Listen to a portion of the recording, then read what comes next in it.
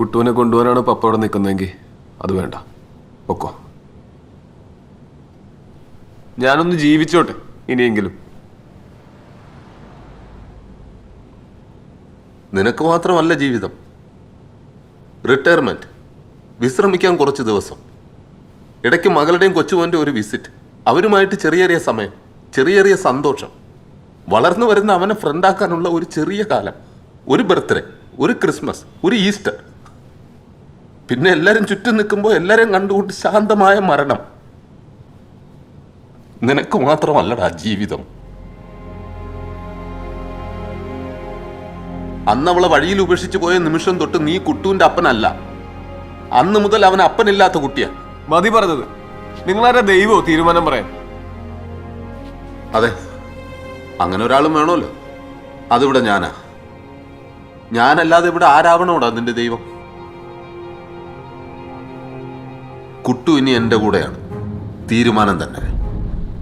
നടക്കില്ല പാപ്പ, ഞാൻ ജീവിച്ചിരിക്കുന്നിടത്തോളം നടക്കില്ല. നീ ജീവിച്ചിരിക്കണമെന്ന് എനിക്ക് ഒരു നിർബന്ധവുമില്ല. മനക്കരുത്തുണ്ടായിരുന്നെങ്കിൽ അതും ചെയ്തേനെ. എനിക്ക് ആ മനക്കരുത്തിന് ഒരു കുറവുമില്ല. കുട്ടുവിന് വേണ്ടിയിട്ടാകുമ്പോൾ എനിക്ക് എളുപ്പത്തിൽ കിട്ടും.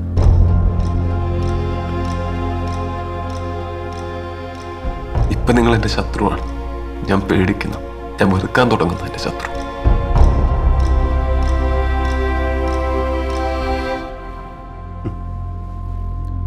വിശ്വസിച്ചേൽപ്പിച്ചത് അങ്ങ് അവസാനം വരെ നോക്കിക്കൊള്ളുമെന്നുള്ള പ്രതീക്ഷയില്ല.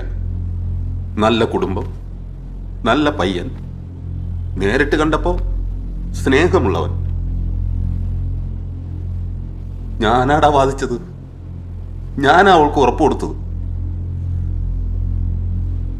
അവളെ മൂടി അതിന് പുറത്ത് നീ ഉണ്ടാക്കിയെടുത്ത ഫ്യൂച്ചറിലേക്ക് കുട്ടുവിനെ ഞാൻ വിട്ടു തരണമല്ലേ?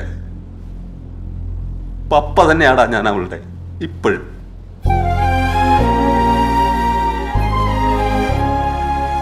കൊല്ലു നീ